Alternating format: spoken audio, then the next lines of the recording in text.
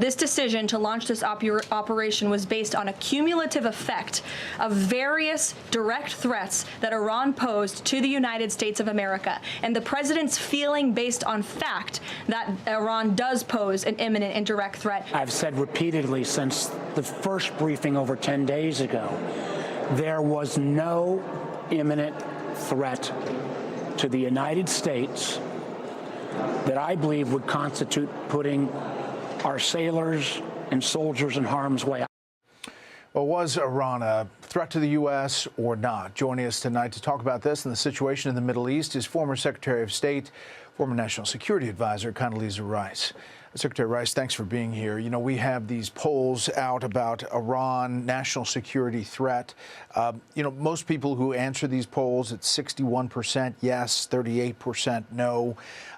This is the banter back and forth, even as obviously the military operation is being characterized as being very successful, and we have markers on that. What's your thoughts about where we are right now and where we may be headed?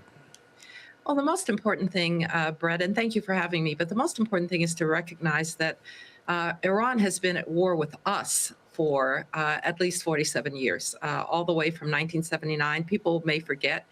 They took our embassy hostage 444 days. They were responsible for the killings of 300 plus Marines in Lebanon in the early 1980s.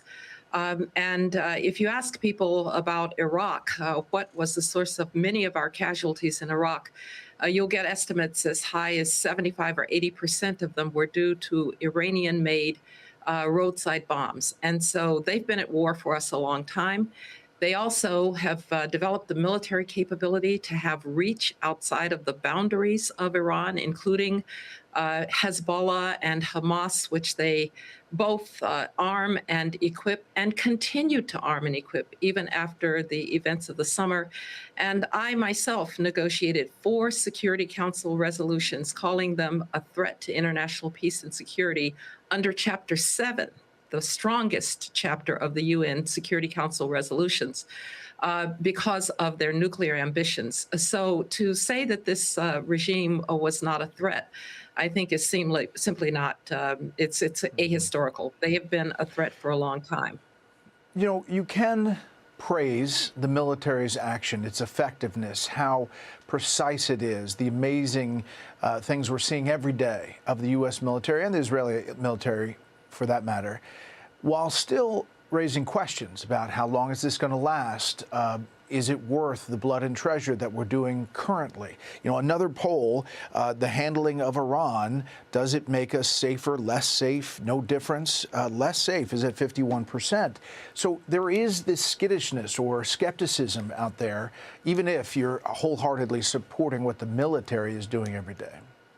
Well, because there is uncertainty with any military operation and what the aftermath might be. But I think if the goal of the administration is to render Iran incapable of using its military forces outside of its borders, of threatening our neighbors, our allies, of threatening our bases abroad, which we're seeing they are capable of doing. If it is trying to deny them a conventional umbrella for their nuclear ambitions, that is a worthy goal. Now, what comes after? People are, of course, concerned about that.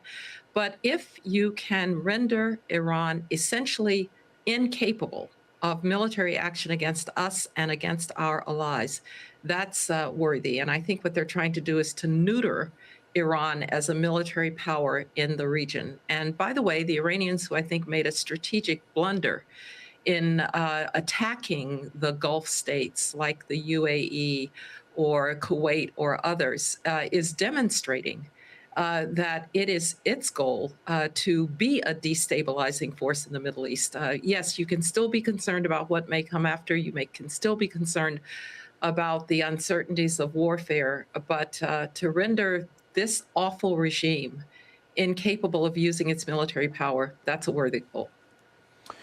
There's, talk about not restricting what the military may or may not do going forward. You've obviously been through this with wars as National Security Advisor, as Secretary of State, the mission creep fear. Now there's talk and reports about the Kurds possibly arming the Iranian Kurds and being a force on the ground. Your thoughts about that, knowing all you know about that region? Well, the one thing I don't know is the nature of these reports that we're hearing about Kurdish incursions, if you will, into Iranian territory. And we probably ought to be circumspect about making judgments about what that really means in terms of Kurdish activity. Is it independent Kurdish activity? Is it somehow coordinated Kurdish activity? We'll learn those things later. But it does speak to the complicated demographics of Iran, and we have to keep that in mind. The Iranian population includes a large Azeri population. It includes a large Kurdish population.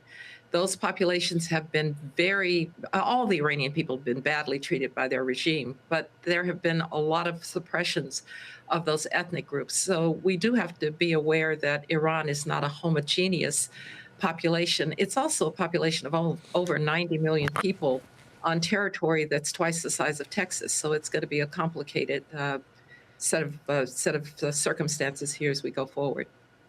Last thing, you've been in the halls of power, in the meetings behind closed doors. Talk about this decision by Commander-in-Chief to do what President Trump has done and what that means big picture in the world looking at it. Well, I think you have to see this as a series, really, of events, starting with October 7th, when Iran demonstrated that it probably wasn't possible to deter their tentacles like Hamas. I'm quite certain that October 7th and Hamas could not have happened without Iranian training and equipment, maybe even planning.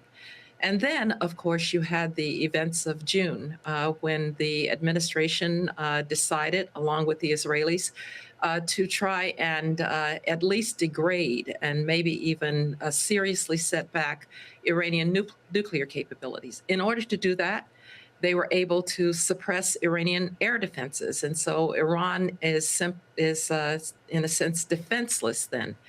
And then you see that the Iranians are rebuilding their nuclear capability, that they're rearming Hamas and Hezbollah, and that they are essentially at this moment defenseless. They won't always be defenseless. And so the decision is to really at this point take care of it and render them incapable of those activities. So I see it as a series of decisions. I do think that Bold it's ones.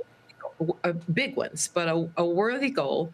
Of course, we'll have to watch and see, but I do think that the question of making sure that you don't get mission creep is an important one. Taking care of Iranian military operations, military capabilities is very important.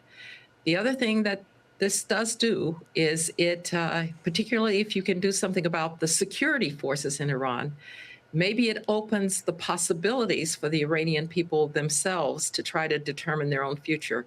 But we're a long way from that. Madam Secretary, we really appreciate your time. Thank you very much, Brett. Great to be with you. Be sure to like and subscribe for all the Fox News latest on YouTube and catch full shows streaming now on Fox One.